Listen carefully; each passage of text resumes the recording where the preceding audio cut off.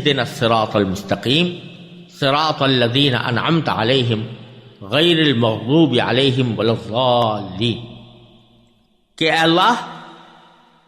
ہمیں سیدھے راستے کی ہدایت عطا فرما، ان لوگوں کے راستے کی جن پر تو نے انعام کیا ہے،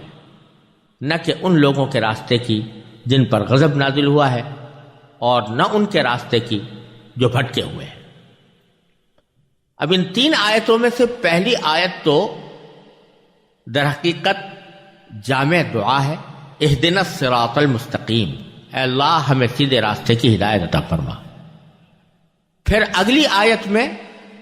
اس راستے کی تعریف کی گئی ہے کہ وہ راستہ کس قسم کا ہے اور کیسے حاصل کیا جا سکتا ہے، اور تیسری آیت میں یہ بتایا گیا ہے کہ ہمیں جو راستہ مطلوب نہیں ہے وہ کون سا ہے اور کس قسم کے راستے سے ہمیں اجتناب کرنا ہے اور جس سے ہمیں اپنی زندگی میں بچنا ہے۔ ان تین آیتوں میں یہ تین باتیں فرمائی گئی ہیں۔ پہلے ان تین آیتوں میں سے سب سے پہلی آیت پر ذرا سا غور کیجئے، اہدنا الصراط المستقیم، اے اللہ ہمیں سیدھے راستے کی ہدایت فرما۔ اب کہنے کو تو یہ بہت مختصر سا جملہ ہے، لیکن اگر دیکھا جائے تو اس میں دنیا و آخرت کی تمام حاجتیں، تمام ضرورتیں سمٹ آئی۔ صراط مستقیم کے معنی ہے سیدھا راستہ، صراط کے معنی راستہ اور مستقیم کے معنی سیدھا، اور سیدھا راستہ اس کو کہتے ہیں جس میں کوئی کجی نہ ہو، جس میں کوئی موڑ نہ ہو، اور جس میں کوئی چلنے میں دشواری نہ ہو، اور جو ٹھیک منزل تک پہنچا دے۔ اب اس قسم کا راستہ کا مطلب یہ ہے کہ ہمیں وہ طریقہ، اس طریقے تک ہم پہنچ جائیں جو ہمیں منزل تک پہنچانے والا ہے۔ اور یہ صراط مستقیم ایسی چیز ہے جس کی ہمیں دنیا میں بھی ضرورت ہے اور آخرت میں بھی ضرورت ہے۔ دنیا میں ضرورت اس لیے ہے کہ جو کام بھی کرنے جا رہے ہوں وہ اس وقت تک انجام نہیں پا سکتا جب تک اس کام کو انجام دینے کا ہم صحیح طریقہ اختیار نہ کریں۔ اگر ہمیں جانا تو ہے فرض کیجئے لاہور، اور ہم لاہور جانے کا طریقہ اختیار کرنے کے بجائے ہم کوئٹہ جانے کا طریقہ اختیار کر لیں تو ظاہر ہے کہ منزل تک نہیں پہنچ سکتے۔ اسی طرح ہمیں علاج تو کرنا ہے فرض کیجئے بخار کا، اور ہم علاج کرنا شروع کر دیں خارش کا، تو ظاہر ہے کہ اس سے ہمارا مقصود حاصل نہیں ہو سکتا۔ دنیا کے ہر کام میں بھی ہمیں سیدھے راستے کی ضرورت ہے،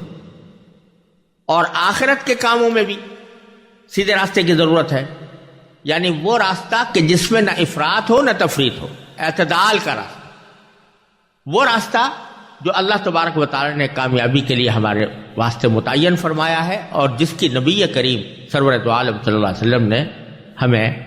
ہدایت فرمائی ہے، اس کی رہنمائی فرمائی۔ اس کے لیے فرمایا جا رہا ہے کہ اے اللہ ہمیں صراط مستقیم عطا فرما، دنیا میں بھی اور آخرت میں بھی۔ یہاں ایک بات اور قابل ذکر بھی ہے اور قابل غور بھی، کہ ہدایت جب کہتے ہیں تو اس کے لفظی ترجمہ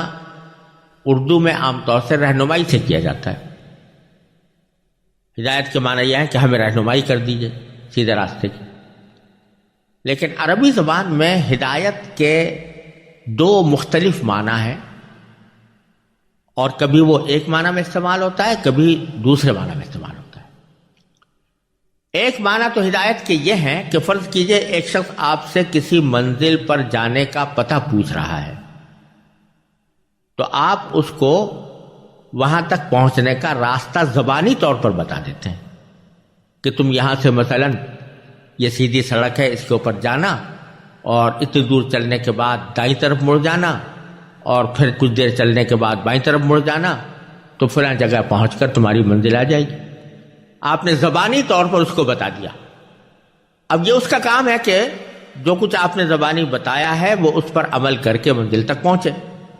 ایک تو رہنمائی اور ہدایت یہ ہے،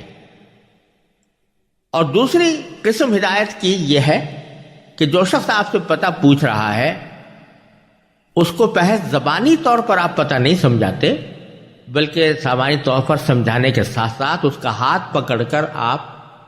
لے چلتے ہیں اور کہتے ہیں میرے ساتھ آؤ، اور اپنے ساتھ ہاتھ پکڑ کر اسی راستے کو قطع کرا کے جس منزل تک اسے پہنچنا ہے وہاں لے جا کر کھڑا کر دیتے ہیں کہ لو بھائی یہ تمہاری منزل آ گئی. اس کو بھی ہدایت کہتے ہیں. تو قرآن کریم میں پہلے معنی کی ہدایت کبھی کئی جگہ ذکر آیا ہے اور دوسرے معنی کی ہدایت کبھی کئی جگہ ذکر آیا ہے، اور دونوں میں عربی زبان کے لحاظ سے فرق یہ ہوتا ہے کہ اگر ہدایت کے لفظ کے ساتھ الہ کا لفظ آ جاتا ہے تو پھر اس صورت میں ہدایت کے پہلے معنی مراد ہوتے ہیں. یعنی اگر یوں کہا جاتا کہ اہدنا الی الصراط المستقیم، تو اس کے معنی یہ ہوتے ہیں کہ اللہ ہمیں راستہ بتا دیجئے، زبانی طور پر بتا دیجئے کہ راستہ کس طرح ہوگا اور کہاں کس راستے سے ہم منزل تک پہنچیں گے. لیکن اگر بیچ میں الہ نہ ہو بلکہ براہ راست کہہ دیا جائے ہدایت کے بعد دو مفعول آ جائیں تو اس میں ہدایت کے دوسرے معنی مراد ہوتے ہیں، یعنی ہمیں پکڑ کر لے جائیں اس جگہ تک. تو اللہ تبارک و تعالی نے یہاں اس آیت کریمہ میں بغیر الہ کے فرمایا ہے اہدنا الصراط المستقیم، کہ اللہ ہمیں صراط مستقیم تک پہنچا دیجیے. گویا صرف اتنی بات نہیں مانگی جا رہی کہ آپ زبانی طور پر ہمیں بتا دیں کہ کون سا راستہ سیدھا ہے، بلکہ یہ توفیق مانگی جا رہی ہے کہ آپ اپنے فضل و کرم، اپنی توفیق سے ہمیں اس راستے تک پہنچا دیجئے جو سیدھا ہے. لہذا اس لحاظ سے اگر دیکھا جائے تو یہ بہت بڑی عظیم دعا ہے جس میں بندہ